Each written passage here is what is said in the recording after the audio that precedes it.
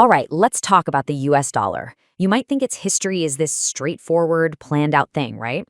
Well, no way. It's actually this wild, messy story of colonial hacks, revolutionary failures, and just total financial chaos that somehow created the most powerful currency on the entire planet.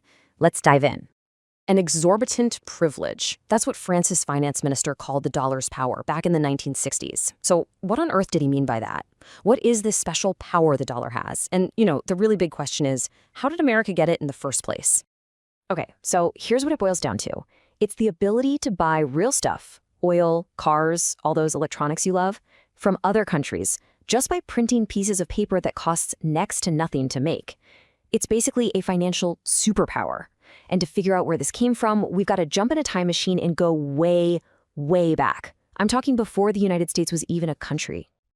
Yeah, you heard that right. The American dollar story doesn't start in Philadelphia or New York. It actually starts with the vast Spanish Empire. It's this weird story of inheritance, and it all comes from one massive problem the British American colonies had. They were completely, utterly starved for cash. So just look at the dilemma they were facing. The British colonies were officially supposed to use the pound sterling, but British trade policy was like this giant vacuum cleaner just sucking all the real money, the gold and silver coins, straight back to England. So the colonists were left high and dry. I mean, how are you supposed to buy anything?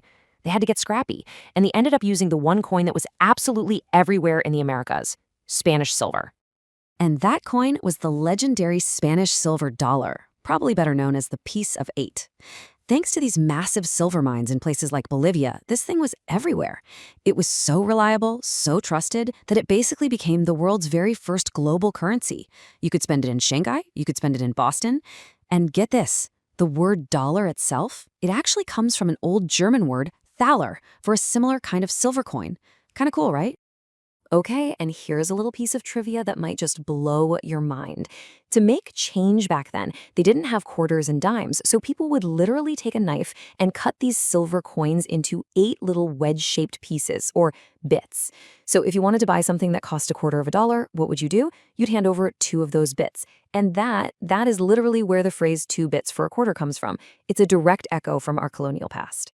All right, so fast forward a bit. The American Revolution kicks off, and this brand new country has this monumental challenge. How do we move beyond using Spanish silver and create our own money? Well, their first attempt, let's just say it was an absolute train wreck, a true trial by fire.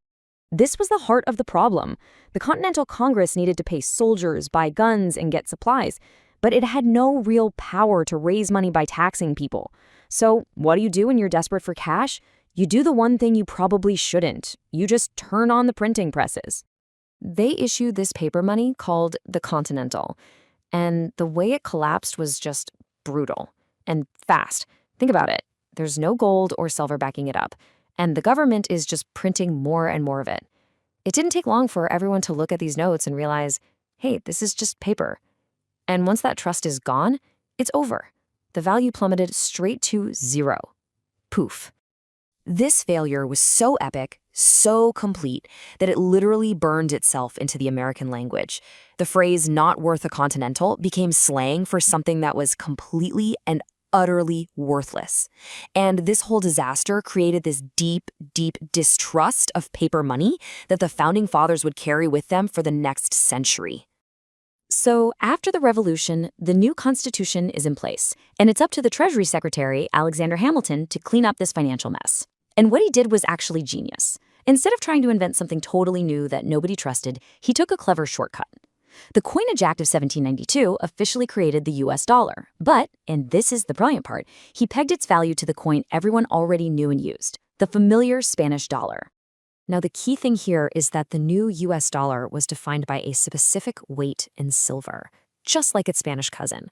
But Hamilton added a killer new feature, something that was actually revolutionary for the time.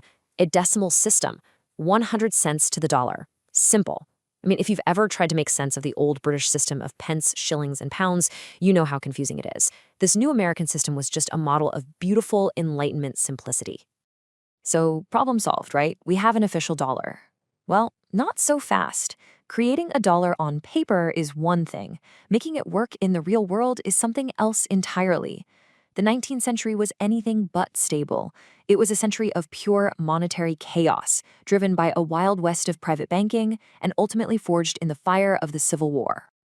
For decades, there was no powerful central bank like the Fed. Instead, pretty much any private bank could print its own money. This meant you had literally thousands of different kinds of banknotes floating around. Money from a bank in Ohio might be completely worthless in New York.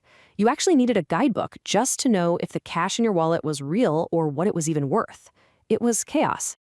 So what finally brought some order to all this chaos? War.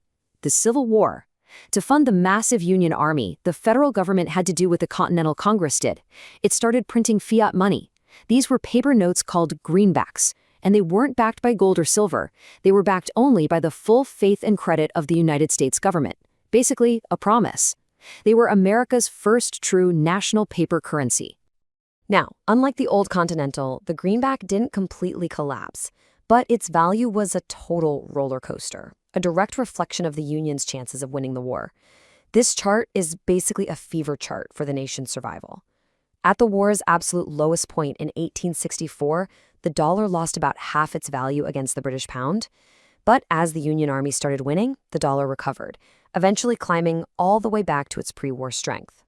After the war, this huge political battle breaks out over money. Should the dollar be backed by silver, which farmers and debtors wanted, or just by gold, which the bankers and creditors preferred? Well, the gold guys won. A law in 1873, which its opponents called the Crime of 73, effectively demonetized silver. And by 1900, the U.S. was officially on the gold standard, plugged right into the global financial system that was run by Great Britain. But this new gold-backed system, well, it had a fatal flaw. On the surface, it looked solid and stable, but underneath, it was incredibly fragile. And in 1907, the whole thing came crashing down. Here's the problem in a nutshell. Without a central bank, there was no lender of last resort. Think of it like a fire department. If one bank caught fire, meaning people were panicking and pulling all their money out, there was no institution that could show up with a fire hose full of emergency cash to calm things down. The system had zero safety net. And this brings us to one of the most incredible, almost unbelievable moments in financial history. The Panic of 1907 was so severe that the entire U.S. financial system was on the verge of total collapse. The government was powerless. In the end, one private citizen, the banker J.P. Morgan, had to step in and personally organize a bailout to save the country from financial ruin. It was an extraordinary moment, for sure, but also a terrifying one. It became crystal clear to everyone that you can't run a modern industrial economy based on the goodwill and the deep pockets of a single person. The old system was broken beyond repair. The breaking point had been reached. This set the stage for the creation of a brand new institution, one that would finally centralize control over the dollar and pave the way for its rise to global dominance. And what came next would change everything.